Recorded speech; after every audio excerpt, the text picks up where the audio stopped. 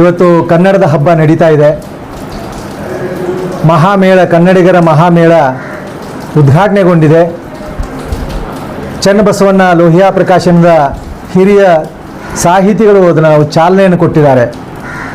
ಹಾಗೆ ಆದ್ವಾನಿಯ 2 ಮಠಗಳ ಪೂಜ್ಯರು ಸಾನ್ನಿಧ್ಯವನ್ನು ವಹಿಸಿಕೊಂಡಿದ್ದಾರೆ. ಹಾಗೆ ಆದ್ವಾನಿಯ ಎಲ್ಲ ಗಣ್ಯಮಾನ್ಯರು ವೇದಿಕೆಯ ಮೇಲಿದ್ದಾರೆ. ಇವತ್ತು 500ಕ್ಕೂ ಹೆಚ್ಚು ಕನ್ನಡ ಪ್ರತಿನಿಧಿಗಳು ಇಲ್ಲಿ ಭಾಗವಹಿಸಿದ್ದಾರೆ. ಕನ್ನಡದ ಬಗ್ಗೆ, ಈ ಆದ್ವಾನಿಯ ಕನ್ನಡಿಗರ ಭಾಷೆಯ ಸಮಸ್ಯೆ, ಹಾಗೆ ಉದ್ಯೋಗದ ಸಮಸ್ಯೆ, ಹಲವು ವಿಚಾರಗಳ ಕುರಿತಂತೆ ಚಿಂತನಾಗೋಷ್ಠಿ ಇವತ್ತು ಮತ್ತು ನಾಳೆ ನಡೀತಾ ಇದೆ. ಇದೊಂದು ಬೆಸೆಯುವ ಕಾರ್ಯಕ್ರಮ, ಮನಸ್ಸುಗಳನ್ನು ಬೆಸೆಯುವ ಕಾರ್ಯಕ್ರಮ, ತೆಲುಗು ಮತ್ತು ಕನ್ನಡಿಗರ ಮನಸ್ಸುಗಳನ್ನು ಬೆಸೆಯುವ ಕಾರ್ಯಕ್ರಮ. ಈ ನೆಲದೊಳಗಿನ ಕನ್ನಡಿಗರೆಲ್ಲರೂ ಒಟ್ಟಿಗಾಗಿ ಬದುಕುವಂಥ ಕಾರ್ಯಕ್ರಮವನ್ನು ಹಮ್ಮಿಕೊಂಡಿದೆ. ಆ ನಿಟ್ಟಿನೊಳಗೆ ಈ ಮಹಾಮೇಳ, 2 ದಿನದ ಮಹಾಮೇಳ ಆದ್ವಾನಿಯ ಎಲ್ಲ ಕನ್ನಡಿಗರು ಮತ್ತು ಕನ್ನಡವನ್ನು ಪ್ರೀತಿಸುವಂಥವರು, ಬೆಂಬಲಿಸುವಂಥವರು, ಕನ್ನಡಿಗರನ್ನು ಗೌರವಿಸುವಂಥ ತೆಲುಗರು ಸಹಿತ ಈ ಮಹಾಮೇಳದಲ್ಲಿ ಭಾಗವಹಿಸಿದ್ದಾರೆ. ಇವತ್ತು ಮತ್ತು ನಾಳೆಯು 2 ದಿನ ಭಾಗವಹಿಸೋದ್ರ ಮೂಲಕ ಈ ಆದ್ವಾನಿಯ ಈ ನೆಲದೊಳಗೆ ಒಂದು ಎಲ್ಲ ಸಹಬಾಳ್ವೆಯೊಂದಿಗೆ ಕನ್ನಡಿಗರು ಬಾಳುವ ಹಾಗೆ ಈ ಮಹಾಮೇಳ ಯಶಸ್ವಿ ಮಾಡಿಕೊಡಬೇಕು ಅಂತ ಎಲ್ಲ ಸಾರ್ವಜನಿಕರಲ್ಲಿ ಕೇಳ್ಕೊಳ್ತಾ ಇದ್ದೇನೆ. ನಾನು ಶಂಕರ್ ಹಲಗತ್ತಿ, ಕರ್ನಾಟಕ ವಿದ್ಯಾವರ್ಧಕ ಸಂಘ ಧಾರವಾಡದ ಪ್ರಧಾನ ಕಾರ್ಯದರ್ಶಿಯಾಗಿ ಕಾರ್ಯ ಮಾಡ್ತಾ ಇದ್ದೇನೆ. ಹಾಗೆ ಕರ್ನಾಟಕ ವಿದ್ಯಾವರ್ಧಕ ಸಂಘ ಆಡಳಿತ ಮಂಡಳಿಯ ಗುರು ಹಿರೇಮಠ ವಕೀಲರು ಇದ್ದಾರೆ. ಪ್ರೊಫೆಸರ್ ಶ್ರೀಶೈಲ್ ಹುದ್ದಾರ್ ಅವರು ಕಾರ್ಯಕಾರಿ ಸಮಿತಿಯ ಸದಸ್ಯರಾಗಿ ಈ ಸಂಘದ ಮಹಾಮೇಳದ ಸಂಘಟನೆಯೊಳಗೆ ಅವರು ಭಾಗವಹಿಸಿದ್ದಾರೆ.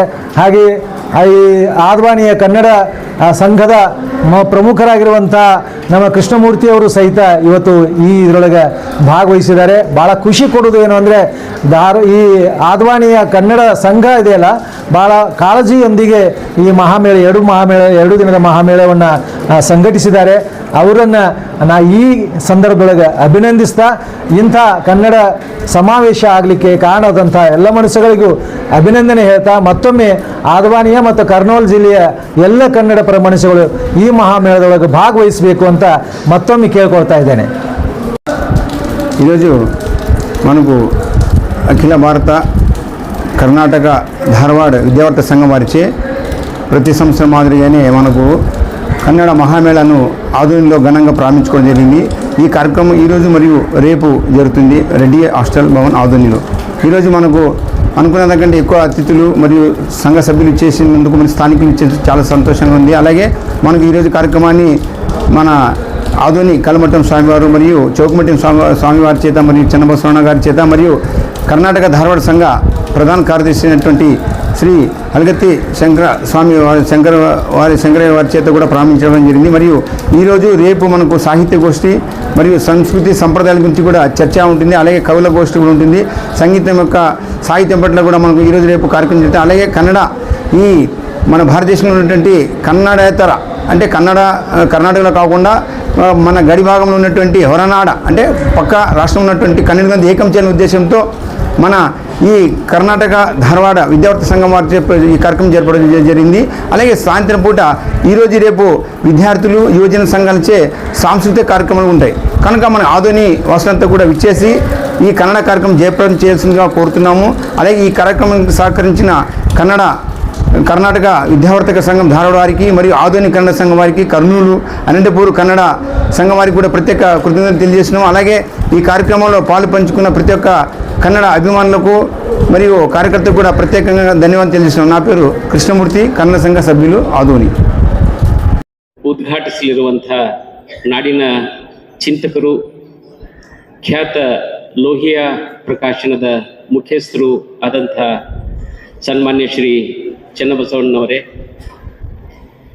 ಉದ್ಘಾಟನಾ ಸಮಾರಂಭದ ಅಧ್ಯಕ್ಷತೆಯನ್ನು ವಹಿಸಿದಂಥ ಕರ್ನಾಟಕ ವಿದ್ಯಾವರ್ಧಕ ಸಂಘದ ಅಧ್ಯಕ್ಷರು, ನಮ್ಮ ಮಾರ್ಗದರ್ಶಕರು ಆದ ಸನ್ಮಾನ್ಯ ಶ್ರೀ ಚಂದ್ರಕಾಂತ್ ಬೆಲ್ಲದ್ರವರೇ, ಜೊತೆಗೆ ಸಮಾರಂಭದಲ್ಲಿ ಉಪಸ್ಥಿತರಿರುವಂಥ ನಾಡಿನ ಹಿರಿಯ ಕವಯಿತ್ರಿ ಮತ್ತು ಕರ್ನಾಟಕ ವಿದ್ಯಾವರ್ಧಕ ಸಂಘದ ಉಪಾಧ್ಯಕ್ಷರಾದ ಶ್ರೀಮತಿ ಮಾಲತಿ ಪಟ್ಟಣಶೆಟ್ಟಿ ಅವರೇ, ಮತ್ತು ವೇದಿಕೆಯಲ್ಲಿ ಉಪಸ್ಥಿತರಿರುವಂಥ ಕನ್ನಡ ಬಾಂಧವರೇ, ಈ ಮಹಾಮೇಳದಲ್ಲಿ ವಿವಿಧ ಗೋಷ್ಠಿಗಳಲ್ಲಿ ಪಾಲ್ಗೊಳ್ಳಲಿರುವಂಥ ಎಲ್ಲ ವಿದ್ವಾಂಸರುಗಳೇ, ಧಾರವಾಡದಿಂದ ಆಗಮಿಸಿದ ಸಂಘದ ಸದಸ್ಯ ಬಾಂಧವರೇ, ನಮ್ಮ ಆಡಳಿತ ಮಂಡಳಿಯ ಸಹೋದರ ಸಹೋದರಿಯರೇ, ಸರ್ವರಿಗೂ ಹಾಗೂ ಆಮಂತ್ರಿತ ಎಲ್ಲ ಗಣ್ಯಮಾನ್ಯರೇ, ಸರ್ವರಿಗೂ 9ನೇ ಮಹಾಮೇಳದ ಶುಭಾಶಯಗಳು. 135 ವರ್ಷಗಳ ಕರ್ನಾಟಕ ವಿದ್ಯಾವರ್ಧಕ ಸಂಘವನ್ನು ಅರ್ಧ ಶತಮಾನಕ್ಕೂ ಮಿಕ್ಕಿ ಮಾರ್ಗದರ್ಶಿಸಿದಂಥ ನಾಡೋಜ ಡಾಕ್ಟರ್ ಪಾಟೀಲ್ ಪುಟ್ಟಪ್ಪನವರು ಬದುಕಿನುದ್ದಕ್ಕೂ ಕನ್ನಡವನ್ನೇ ಜೀವನವನ್ನಾಗಿಸಿಕೊಂಡಂಥ ಧೀಮಂತರು. ಕನ್ನಡಕ್ಕೆ ಆತಂಕ ಎದುರಾದಾಗಲೆಲ್ಲ ಕನ್ನಡ ಅವರತ್ತ ನೋಡುತ್ತಿತ್ತು. ಕನ್ನಡ ಜಗತ್ತು ಪುಟ್ಟಪ್ಪನವರು ಏನಂತಾರ ಅನ್ನುವಂಥ ಆಶಾಭಾವನೆಯಿಂದ ಪುಟ್ಟಪ್ಪನವ್ರ ಕಡೆ ನೋಡ್ತಿತ್ತು. ಹಲವಾರು ಹೋರಾಟಗಳಲ್ಲಿ, ವಿಶೇಷವಾಗಿ ಈ ದೇಶದ ಸ್ವಾತಂತ್ರ್ಯ ಸಂಗ್ರಾಮ, ನಾಡಿನ ಏಕೀಕರಣದ ನಂತರ ಕನ್ನಡದ ಅಳಿವುಳಿಗಾಗಿ ನಡೆದಂಥ ಎಲ್ಲ ಹೋರಾಟಗಳಲ್ಲಿ ತಮ್ಮನ್ನು ತೊಡಗಿಸಿಕೊಂಡಂಥ ಒಬ್ಬ ಧೀಮಂತ ನಾಡೋಜ ಡಾಕ್ಟರ್ ಪಾಟೀಲ್ ಪುಟ್ಟಪ್ಪನವರಾಗಿದ್ದರು. ವಿದ್ಯಾವರ್ಧಕ ಸಂಘದಲ್ಲಿ ಕಳೆದ ದಶಕದಲ್ಲಿ ಪುಟ್ಟಪ್ಪನವರು ಚಿಂತಿಸಿದಂಥ ಒಂದು ಕಲ್ಪನೆ ಹೊರನಾಡ ಕನ್ನಡಿಗರ ಮಹಾಮೇಳ.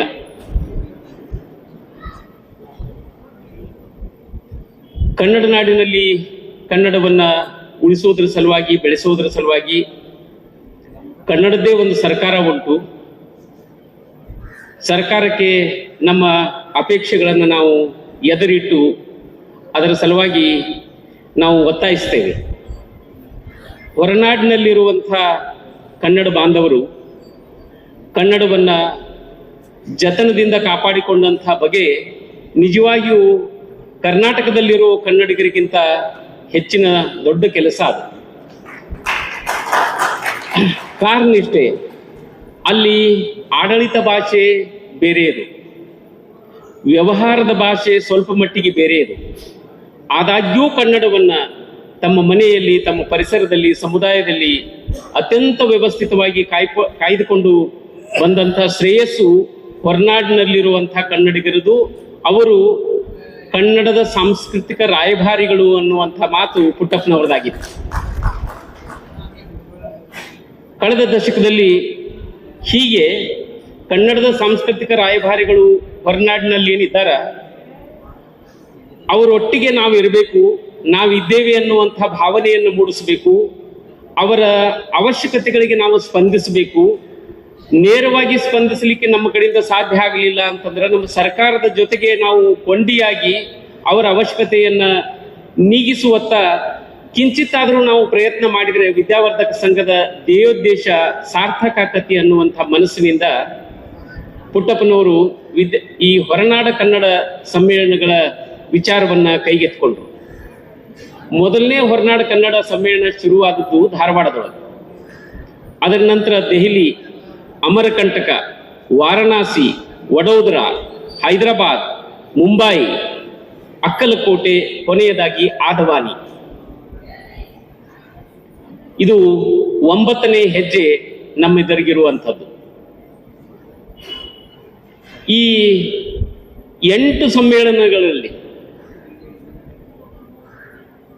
ಏನನ್ನು ಸಾಧಿಸಿದ್ರಿ, ಏನು ನಮ್ಮ ಎದುರಿಗೆ ಟ್ಯಾಂಜಿಬಲ್ ಗುರುತು ಆಗಾಕ ಸಾಧ್ಯ ಆಗುವಂಥದ್ದು ಏನು ನಮ್ಮಲ್ಲಿ ಐತಿ, ಏನು ಸಾಧನೆ ಆಗೈತಿ, 9ನೇ ಸಮ್ಮೇಳನ ಯಾಕೆ ಮಾಡಬೇಕು ಅನ್ನುವಂಥ ಪ್ರಶ್ನೆಯನ್ನು ನಮಗೆ ನಾವೇ ಕೇಳಿಕೊಂಡು, ಒಂದು ಈ ಎಲ್ಲ ಸ್ಥಳಗಳೊಳಗೆ ನಾವೇನು ಸಮ್ಮೇಳನಗಳನ್ನ ಆಯೋಜನೆ ಮಾಡಿದ್ವಿ, ಆ ಸ್ಥಳಗಳೊಳಗೆ ಕನ್ನಡವನ್ನು ಉಳಿಸಿಕೊಂಡಂಥ ಸಂಘ ಸಂಸ್ಥೆಗಳು, ಪ್ರತಿನಿಧಿಗಳು ಅವರೊಟ್ಟಿಗೆ ಇಡೀ ಭಾರತ ಪ್ರದೇಶದಲ್ಲಿ ವಾಸವಾಗಿರುವಂಥ, ವಿಶೇಷವಾಗಿ ಕರ್ನಾಟಕವನ್ನು ಹೊರತುಪಡಿಸಿ ಇತರ ರಾಜ್ಯಗಳಲ್ಲಿರುವಂಥ ಕನ್ನಡದ ಸಂಘಟನೆ, ಸಂಘ ಸಂಸ್ಥೆಗಳ ಪ್ರತಿನಿಧಿಗಳು ಒಂದಾಗಿ ನಮ್ಮಲ್ಲಿ ಕನ್ನಡದ ಸ್ಥಿತಿ ಏನು ಅನ್ನುವಂಥ ವಿಚಾರವನ್ನು ಹಂಚಿಕೊಳ್ಳುವಂಥದ್ದು, ಹೇಗೆ ನಾವು ಮುಂದುವರೆದು ಕನ್ನಡವನ್ನು ಉಳಿಸಬೇಕು ಅನ್ನುವಂಥ ಅವರವರ ವಿಚಾರವನ್ನು ಪರಸ್ಪರ ವಿನಿಮಯ ಮಾಡಿಕೊಳ್ಳುವಂಥ ಮೊದಲನೇ ಸಾಧನೆ ನಮ್ಮ ಕಡೆಯಿಂದ ಆಗಿದೆ ಅನ್ನುವಂಥದ್ದು ಹೆಮ್ಮೆಯಿಂದ ನಾನು ಹೇಳ್ಕೊಳ್ತೇನೆ. ಅದರೊಟ್ಟಿಗೆ ಅವರ ಅವಶ್ಯಕತೆಗಳಿಗೆ ಸ್ಪಂದಿಸುವಂಥ ಕೆಲಸ. ಒಂದು ಅರ್ಥದೊಳಗೆ ಕನ್ನಡವನ್ನು ಕರ್ನಾಟಕದೊಳಗನ ಉಳಿಸಿಕೊಳ್ಳಿಕ್ಕೆ ಸಾಧ್ಯವೋ ಇಲ್ಲವೋ ಅನ್ನುವಂಥ ಆತಂಕದ ವಾತಾವರಣ ಇವತ್ತು ನಮ್ಮೆದುರಿಗಿದೆ. ಮೊದಲಾದರೆ ನಮ್ಮ ಸಹೋದರ ಭಾಷೆಗಳಿಂದ ಕನ್ನಡಕ್ಕೆ ಕುತ್ತು ಅನ್ನುವಂಥ ತಕರಾರು ನಮ್ಮದಾಗಿತ್ತು. ಅದು ಮರಾಠಿ ಆಗಿರ್ಬೋದು, ಮಲಯಾಳಂ ಆಗಿರ್ಬೋದು, ತೆಲುಗಾಗಿರ್ಬೋದು, ತಮಿಳಾಗಿರ್ಬೋದು, ಅಥವಾ ಕನ್ನಡದ ಕುರಿತಾಗಿ ಅಥವಾ ಇತರ ಭಾರತೀಯ ಭಾಷೆಗಳ ಕುರಿತಾಗಿ ನಾವು ಎಷ್ಟೇ ದೊಡ್ಡ ಧ್ವನಿಯೊಳಗೆ ಮಾತನಾಡಿದರೂ ಸಹಿತ ನಮ್ಮ ಧ್ವನಿಗೆ ನಾವು ಕನ್ನಡವನ್ನು ಬಳಸಲಿಲ್ಲ ಅಂದ್ರೆ ಬೆಲೆ ಬರಲಾರ್ದು ಅಂತ ಹೇಳಿ ನಾನು ಅಂದ್ಕೊಂಡಿದ್ದೆ. ಈ ಏನು ತಲೆಮಾರು ಐತಲ್ಲ, ಈ ಸದ್ಯ ಸಭಾಭವನದೊಳಗೆ ಇದ್ದಾರಲ್ಲ, ತೀರ ಕೆಲವರು ಒಂದು 4-8 ಜನ ಹೊರತುಪಡಿಸಿದ್ರೆ ಇತರ ಎಲ್ಲ ಹಿರಿಯ ತಲೆಮಾರು ಏನೈತಲ್ಲ, ಇವರು ಕನ್ನಡವನ್ನು ಪ್ರೀತಿಸಬಲ್ಲರು. ಇದರ ನಂತರದ ನಮ್ಮ ಮಕ್ಕಳು ಮೊಮ್ಮಕ್ಕಳು ಏನಿದಾರಲ್ಲ, ನಿಶ್ಚಿತವಾಗಿಯೂ ಅವರು ಕನ್ನಡದ ಪರವಾಗಿಲ್ಲ ಅಥವಾ ಇಲ್ಲ ಅನ್ನುವಂಥ ಸೂಚನೆಗಳನ್ನು ನಮಗೆ ನೀಡುತ್ತಾ ಇದ್ದಾರೆ. ಬೇರೆ ಬೇರೆ ಕಾರಣದ ಸಲುವಾಗಿ ಕನ್ನಡವನ್ನೇ ಉಸಿರಾಗಿ ಇರಬೇಕು ಅಂತ ಭಾಷಣ ಮಾಡುವಂಥ ನನ್ನ ಮಗನನ್ನು ಇಂಗ್ಲೀಷ್ ಮೀಡಿಯಂ ಶಾಲೆಗೆ ಕಳಿಸಿದಂಥ ತೊಂದರೆ ಇರ್ಬೋದು, ಅಥವಾ ಕನ್ನಡ ಶಾಲೆಯ ಶಿಕ್ಷಕರು ತನ್ನ ಮಕ್ಕಳನ್ನು ಇಂಗ್ಲೀಷ್ ಮೀಡಿಯಂ ಶಾಲೆಗೆ ಕಳಿಸಿದಂಥದ್ದು ಇರ್ಬೋದು, ಅಥವಾ ಕನ್ನಡ ಬಳಸಬಹುದಾದ ಸಂದರ್ಭದೊಳಗೆ ಅನಿವಾರ್ಯವಾಗಿ ತಪ್ಪು ಇಂಗ್ಲೀಷ್ನ ಬಳಸುವಂಥ ನಮ್ಮ ಹೊಸ ಏನು ನಾಗರಿಕತೆ ಇರ್ಬೋದು. ಈ ಎಲ್ಲ ತಕರಾರಿನ ಸಲುವಾಗಿ ನಾವು ಕನ್ನಡವನ್ನು ಕಳ್ಕೊಳ್ತೀವಿ, ತೆಲುಗನ್ನು ಕಳ್ಕೊಳ್ತೀವಿ, ತಮಿಳನ್ನು ಕಳ್ಕೊಳ್ತೀವಿ, ಮಲಯಾಳವನ್ನು ನಮ್ಮ ಎಲ್ಲ ಭಾರತೀಯ ಭಾಷೆಗಳನ್ನು ಕಳ್ಕೊಳ್ಳುವಂಥ ಆತಂಕದೊಳಗಿದ್ದೇವೆ. ಇದರಿಂದ ಹೊರಗೆ ಬರಬೇಕಾದ್ರೆ ನಾವು ಏನು ವಿಜ್ಞಾನ ತಂತ್ರಜ್ಞಾನದೊಳಗೆ ನಮ್ಮ ಭಾಷೆಗಳನ್ನು ಹೆಚ್ಚು ಅಳವಡಿಸುವ ಮೂಲಕ, ಈಗ ನಮಗೆ ಇಂಗ್ಲೀಷು ಹಿಂದಿ ಸಂವಹನ ಮಾಧ್ಯಮಗಳ ಮೂಲಕ ಬಂದದ್ದೇ ಹೊರತು ಹೆಚ್ಚಿನವರಿಗೆ ಕಲಿಕೆಯ ಮೂಲಕ ಬಂದದ್ದಲ್ಲ. ನಮಗೆ ಮೊಬೈಲ್ ಬಂತು, ಮೊಬೈಲ್ ಜೊತೆಗೆ ಇಂಗ್ಲೀಷ್ ಬಂತು, ಬೇಡಾದರೂ ತಪ್ಪಾಗಿ ಅದನ್ನು ಬಳಸೋದನ್ನು ಕಲ್ತ್ಬಿಟ್ಟಿವಿ ನಾವು. ಅಥವಾ ಟಿ ವಿ ಬಂತು, ಟಿ ವಿ ಹೊತ್ತಿಗೆ ಹಿಂದಿ ಬಂತು, ಅದು ನಾವು ಟಿ ವಿ ನೋಡೋದ್ರ ಸಲುವಾಗಿ ಹಿಂದಿಯನ್ನು ಕಲ್ಕೊಳ್ಳೇಬೇಕಾದಂಥ ಅನಿವಾರ್ಯತೆ ಒಳಗೆ ಕಲ್ಕೊಂಡು ಬಿಟ್ಟಿವಿ. ಹೀಗೆ ಈ ತಂತ್ರಜ್ಞಾನ ಏನೈತಿ, ಈ ತಂತ್ರಜ್ಞಾನದೊಳಗೆ ನಮ್ಮ ಭಾಷೆಗಳನ್ನು ನಾವು ಅಳವಡಿಸಿಕೊಳ್ಳದೆ ಹೋದರೆ ನಾವು ಇದನ್ನು ಕಳ್ಕೊಳ್ಳುವಂಥ ದೊಡ್ಡ ಅಪಾಯದೊಳಗಿದ್ದೇವೆ. ಎಲ್ಲಕ್ಕೂ ಮುಖ್ಯವಾಗಿ ಒಂದು ನಮಗೆ ಭಾಷಾ ನೀತಿ ಬೇಕು ಅನ್ನುವಂಥದ್ದನ್ನು ಒತ್ತಾಯದ ಕೂಗಾಗಬೇಕು. ನಮ್ಮ ಭಾಷೆಯನ್ನು, ಭಾರತೀಯ ಭಾಷೆಯನ್ನು ಹೇಗೆ ಉಳಿಸಿಕೊಳ್ಳಬೇಕು, ಶಿಕ್ಷಣದ ಮಾಧ್ಯಮವಾಗಿ ಭಾರತೀಯ ಭಾಷೆಗಳನ್ನು ಉಳಿಸಲಾಗುವುದು ಅನ್ನುವಂಥ ಒಂದು ದೊಡ್ಡ ಘೋಷಣೆಯನ್ನು ಹೊಸ ಭಾಷಾ ನೀತಿ ಒಳಗೆ, ಹೊಸ ಶಿಕ್ಷಣ ನೀತಿ ಒಳಗೆ ಕೊಟ್ಟರು ಅಂತೇಳಿ ಹೇಳಿದರು. ನಿಜವಾಗಿಯೂ ಅದು ಹಾಗಾಗಿಲ್ಲ.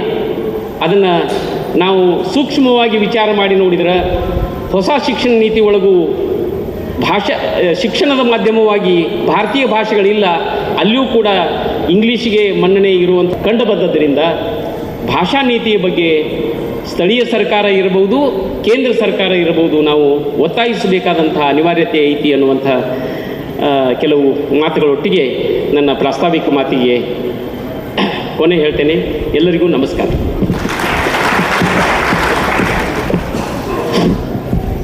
ವಿಳಾಸವಿರುವ ಧಾರವಾಡದ ಕರ್ನಾಟಕ ವಿದ್ಯಾವರ್ಧಕ ಸಂಘ ನಡೆದು ಬಂದ ದಾರಿ ಹಾಗೂ ಹೊರನಾಡ ಕನ್ನಡಿಗರ ಸಮಸ್ಯೆಗಳ ಕುರಿತು ಅವರು ಬಹಳಷ್ಟು ತಮ್ಮ ಪ್ರಾಸ್ತಾವಿಕ ನುಡಿಗಳಲ್ಲಿ ವಿಸ್ತಾರವಾಗಿ ಹೇಳಿದ್ದಾರೆ. ಅವರಿಗೆ ಧನ್ಯವಾದಗಳನ್ನು ಅರ್ಪಿಸ್ತಾ, ಹಚ್ಚೇವು ಕನ್ನಡದ ದೀಪ, ಕರುನಾಡ ದೀಪ, ಸಿರುನುಡಿಯ ದೀಪ, ಒಲವೆತ್ತಿ ತೋರುವ ದೀಪ ಎನ್ನುವ ಡಾಕ್ಟರ್ DS ಕರ್ಕಿರವರ ಈ ನುಡಿಮುತ್ತುಗಳನ್ನು ಸ್ಮರಿಸಿಕೊಂಡು ಈಗ ಈ ಒಂದು ಕಾರ್ಯಕ್ರಮದ ಜ್ಯೋತಿ